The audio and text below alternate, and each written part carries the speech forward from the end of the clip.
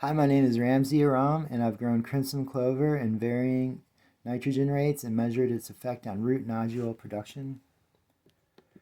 Crimson clover is native to the Mediterranean, prefers a pH of 5.5 to 7, sandy loam soils, and 40 to 70 degrees Fahrenheit, full to partial sun, potassium, phosphorus, rich soils, and moist soils, and low nitrogen.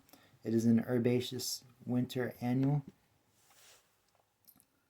As a cover crop, it can add 50 to 100 pounds of nitrogen back into the soil. It's a key factor in sustainable agriculture systems as it fixes atmospheric nitrogen into the soil.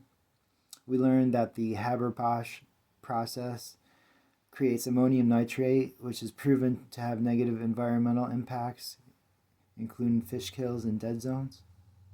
George Washington Carver discovered the importance of cover crops in an effort to help farmers fertilize their land without buying chemical fertilizers. It's an excellent fodder for protein. It's pollinated by the long-tongued bumblebee, and seeds and flowers are edible to humans.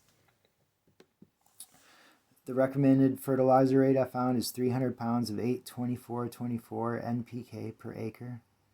To grow as a cover crop, you need to terminate the flowers before the seed sets, as lignins would delay decomposition and the incorporation of nitrogen back into the soil.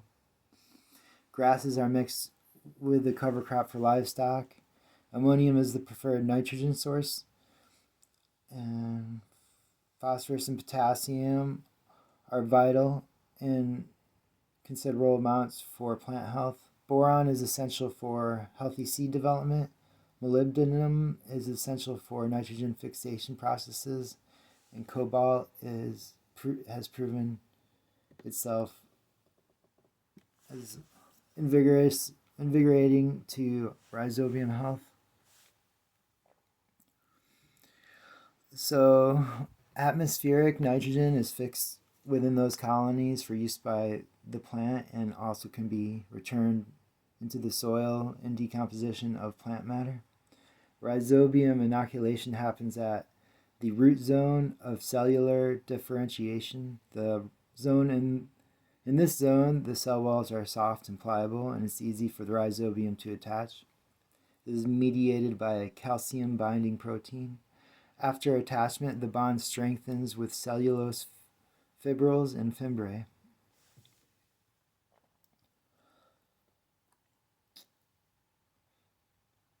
In the optimal fertilizer rate, cobalt was added with every watering, and I believe that contributed to the high density of root nodules. We don't, in the cow compost mix, I added it every 2 weeks, and there wasn't as many colonies.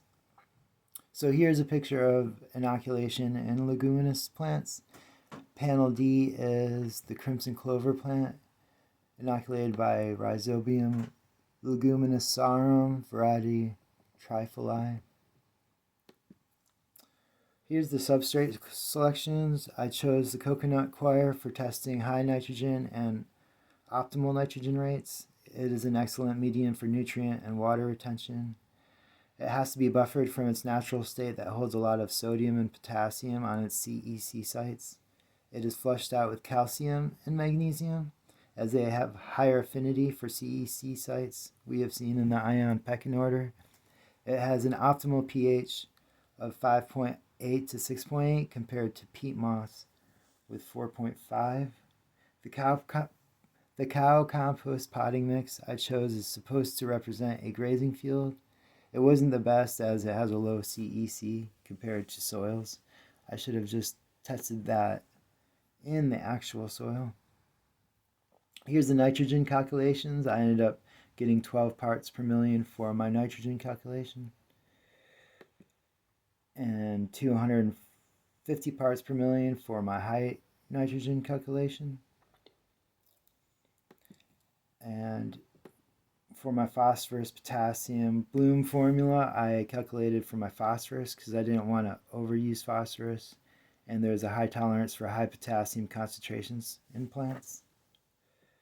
I use a TM7 micronutrient humic acid mix, which has every micronutrient except chlorine, which was present in my water.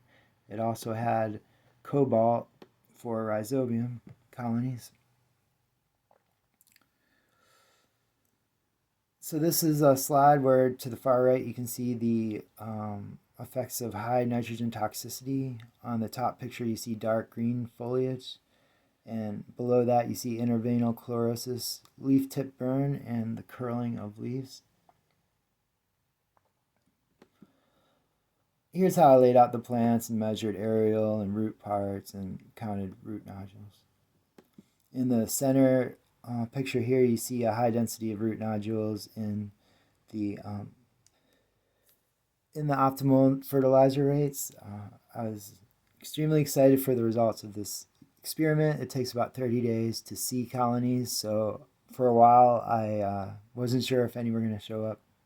In the left, there's no Rhizobium colonies, and to the far right, it's mediocre. So here's my exam questions. The first one is, in what root zone does the Rhizobium colonization take place, and why is this a good place for that attachment? Question 2 is, what beneficial nutrient invigorates the health of Rhizobium colonies?